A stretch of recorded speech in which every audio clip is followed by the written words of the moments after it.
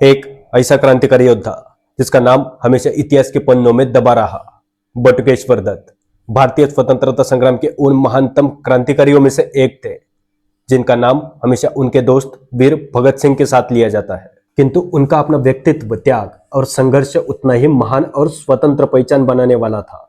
उनका जन्म 18 नवंबर 1910 को बंगाल प्रेसिडेंसी के बर्धमान जिले के खंडागोश गांव के ओनारी में हुआ। बचपन के कुछ वर्ष उन्होंने कानपुर में बिताए, जहां उस समय क्रांतिकारी गतिविधियां तीव्र हो रही थी। युवावस्था में ही वे राष्ट्रीय आंदोलन से प्रभावित हुए और धीरे धीरे सशस्त्र क्रांतिकारी की धारा की ओर आकर्षित हुए। वे पहले हिंदुस्तान रिपब्लिकन एसोसिएशन से जुड़े, जो आगे चलकर हिंदुस्तान सोशलिस्ट रिपब्लिकन एसोसिएशन बनी। इस संगठन का उद्देश्य केवल ब्रिटिश शासन को हटाना नहीं, बल्कि एक समाजवादी और न्यायपूर्वक भारत की स्थापना करना था। दत्त संगठन में अत्यंत विश्वसनीय, अनुशासित और तकनीकी कार्यों में दक्ष सदस्य माने जाते थे। वे बम निर्माण, गुप्त संपर्क और संगठनात्मक योजनाओं में सक्रिय भूमिका निभाते थे। 8 अप्रैल 1929 का दिन भारतीय क्रांतिकारी इतिहास में विशेष महत्व रखता है। उस दिन दिल्ली के केंद्रीय विधानसभा में ब्रिटिश सरकार द्वारा पारित किए जा रहे दमनकारी पब्लिक सेफ्टी बिल और ट्रेड डिस्पोजल बिल के विरोध में भगत सिंह और बटुकेश्वर दत्त ने एक योजनाबद्ध ढंग से बम फेंका। यह बम किसी की जान लेने के उद्देश्य से नहीं, बल्कि बहरे कानों को सुनने के लिए फेंका गया था। और विस्फोट के बाद दोनों ने भागने के बजाय वही खड़े होकर इनकलाब जिंदाबाद के नारे लगाए और क्रांति के पर्चे हवा में उछाले। यह घटना आतंक नहीं, बल्कि एक राजनीतिक प्रतीकात्मक कार्रवाई थी, जिसका उद्देश्य जनता का ध्यान अंग्रेजी दमन की ओर आकर्षित करना था। दोनों को तत्काल गिरफ्तार किया गया और मुकदमा चलाया गया। दत्त को आजीवन कारावास की सजाई सुनाई गई और उन्हें अंडमान की कुख्यात सेकुलर जेल में भेज दिया गया, जिसे काला पानी कहा जाता है। वही काला पानी की सजा जो सावरकर को भी हुई थी। सेकुलर जेल में दत्त को अमानवीय अत्याचार सहन करने पड़े। कठोर श्रम, अपमानजनक व्यवहार और स्वास्थ्य की उपेक्षा ने उनके शरीर को तोड़ दिया, किंतु उनका मनोबल अडिग रहा। उन्होंने राजनीतिक कैदियों के अधिकारों के लिए भूख हड़तालों में भाग लिया। उनकी सेहत लगातार गिरती चली गई और अंततः गंभीर बीमारी के कारण 1938 में उन्हें रिहा किया गया। रिहाई के बाद उन्होंने स्वतंत्रता आंदोलन से स्वयं को अलग नहीं किया। जैसे शेर कितने भी दिन पिंजरे में बंद रहे, वो शिकार करना ना छोड़ता ना भूलता। उन्होंने फिर से स्वतंत्रता संग्राम में खुद को शामिल कर दिया और 1942 के भारत छोड़ो आंदोलन में फिर से गिरफ्तार हुए। स्वातंत्र प्राप्ति के बाद उनका जीवन अपेक्षित सम्मान और सुविधाओं से दूर रहा। आर्थिक कठिनाइयां, बीमारी और उपेक्षा उनके हिस्से आई। जिस क्रांतिकारी ने युवावस्था जेल की काल कोठड़ी में बिताई, उसे स्वतंत्र भारत में संघर्षपूर्वक जीवन जीना पड़ा और 20 जुलाई 1965 को दिल्ली में उनका निधन हुआ।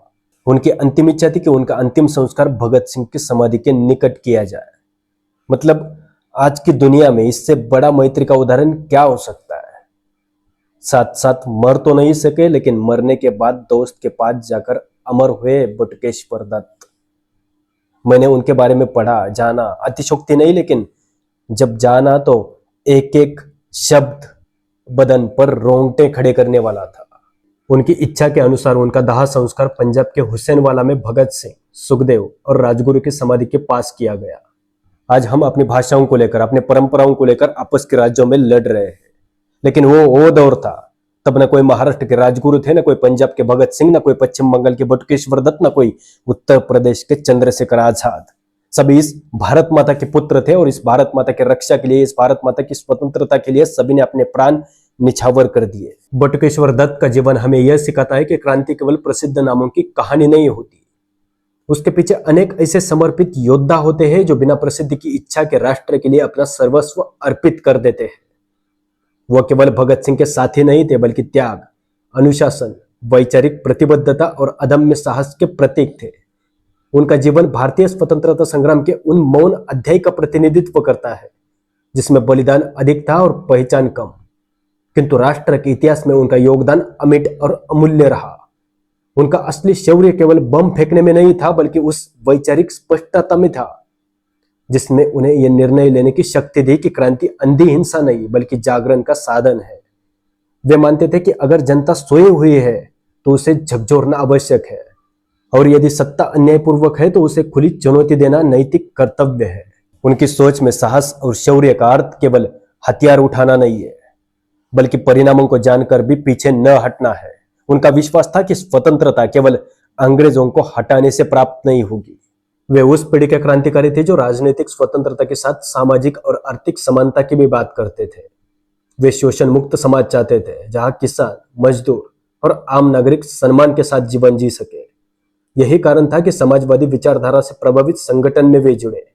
उनके लिए इनकलाब का अर्थ सत्ता परिवर्तन नहीं बल्कि व्यवस्था परिवर्तन था। वे चाहते थे कि भारत में ऐसी व्यवस्था बने जहां अन्याय, जातिगत भेदभाव और आर्थिक शोषण के लिए कोई स्थान न हो। लेकिन जैसा भारत वे चाहते थे, जैसा भारत बनने के लिए उन्होंने अपना जीवन समर्पित कर दिया इस भारत माँ की मिट्टी के लिए, वैसा भारत आज तक नहीं बना। जैसा भारत भगत सिंह चाहते थे, जैसा भारत राजगुरु चाहते थे, जैसा भारत सुखदेव चाहते थे, जैसा भारत चंद्रशेखर आजाद चाहते थे, जैसा भारत बटुकेश्वर दत्त चाहते थे, जैसा भारत स्वातंत्र्य प्रति लड़ने वाला हर एक क्रांतिकारी चाहता था, अन्याय की जड़ें उखाड़ फेंकने वाला भारत, जाति निहाय भारत, धर्म निरपेक्ष भारत, न्यायपूर्व भारत, ऐसा भारत आज तक नहीं बना। सिर्फ सत्ता परिवर्तन हुआ कि जो वो नहीं चाहते थे। बटुकेश्वर दत्त के जीवन से यह स्पष्ट होता है कि सच्चा शौर्य क्षणिक वीरता नहीं बल्कि दीर्घकालिक प्रतिबद्धता है। उन्होंने युवावस्था जेल में बिताई, अपना स्वास्थ्य खोया, सामान्य जीवन का सुख खोया, पर अपने आदर्शों से पीछे नहीं हटे। उनका जीवन यह संदेश देता है कि क्रांति का अर्थ केवल नारे नहीं बल्कि अपने जीवन को उस विचार के लिए समर्पित कर देना है। बटुकेश्वर दत्त का व्यक्तित्व हमें यह सोचने पर मजबूर करता है कि आजादी केवल 15 अगस्त 1947 की एक तारीख नहीं बल्कि उन अनगणित त्यागों का परिणाम है जिसमें कई नाम पीछे छूट गए। उनका शौर्य तलवार की चमक में नहीं बल्कि उस मौन तपस्या में था जिसने उन्हें हर परिस्थिति में अडिग बनाए रखा। वो इतिहास की भीड़ में खोया नहीं, वो मौन भी तूफान था। भगत की गूंज अगर आग थी तो दत्त उसका धगधगता अरमान था जिसने आजादी के खातिर अपनी जवानी जला दी।